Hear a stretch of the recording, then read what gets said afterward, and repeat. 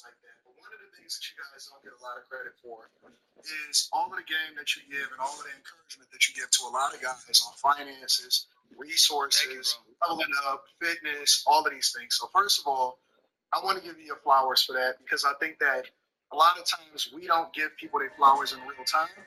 And people are so quick to react to things that they think is salacious instead of observing the whole picture. And so, first of all, I want to give you your flowers. Thank you, bro. Thank you. And we need you in Miami to do a show, bro. When you get it, whenever you're down here. Absolutely, 100%. The second thing that I want to ask you is just a personal question about your person. Do you ever plan on getting married?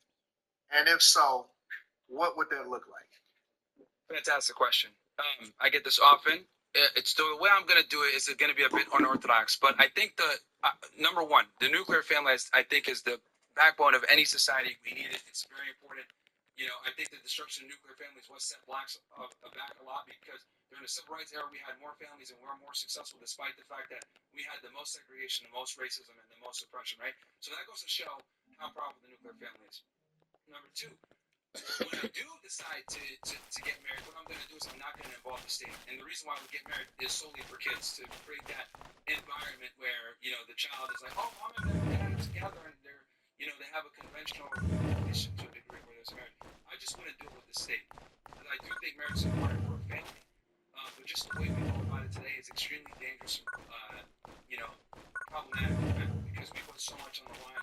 And women literally are incentivized to divorce, especially if you got some money. That's right. Does anybody else have any comments or questions about it before we go ahead and wrap up the show? And I didn't mean to come in here and take all the thunder, guys, man. Even as you see here right now, it's not uncommon for us to be here on a regular basis. But I always like to give the floor, you know what I'm saying, to give the because, you know, it's not a normal thing that we get somebody here where we actually respect enough to actually, you know what I'm saying, hear them cook with. And I do want to give the ladies on the panel a degree, like a huge amount of support and love, because like usually when I say these talking points, a lot of women like, oh my God, this guy is crazy, blah, blah, blah. And I've noticed that you guys have actually been intently listening to everything I've been saying. And I do appreciate that, because most women just get triggered and go off the rails. But for you guys allowing me to give my points and kind of expanding on it, it makes a lot more sense. When I say it originally, it's shocking. But then when I explain, hey, this is how I came to this conclusion, you know, and people afford me that opportunity, a lot of times they end up agreeing with me. I say Anton knows how to take his women. I agree. Words themselves are not like inherently offensive. Like, you're offended because you believe it to be true. So you can talk all you want about black women. If it doesn't apply to me, there's no reason for me to be offended. And then I wish more black women had that mindset that you have. It's like they look at it as like, oh, you're making general statements. It doesn't apply to me. I'm high IQ enough to realize like you're not talking about me. So whatever. But they're looking from the emotional standpoint, because most women are emotional. But you could have enough logic to say, okay, well, he's not. It doesn't apply to me, and you could have enough logic to look outside of yourself and say, yeah, most do act like that. And then a lot of women act, like they're offended by vulgar language. I think that a lot of people want people to push back for the sake of pushing back, but you can have a difference of opinion in somebody, but sometimes you align with what it is that they're saying. If you understand what they're saying and they make valid points, it's not always necessary to push back just for the sake of pushing back.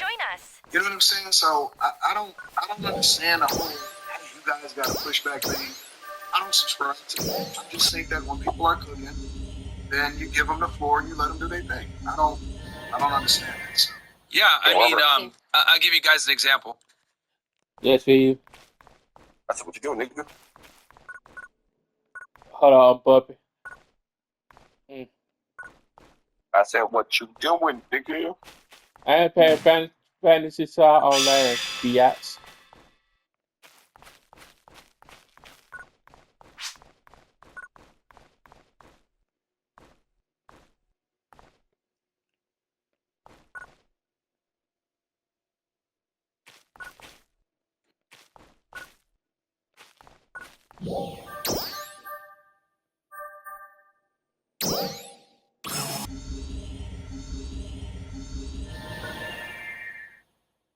I mean, I'll give you guys an example, right? So I am very critical of when it comes to politics. And I'd use this example just because it makes sense and it can kind of explain the difference.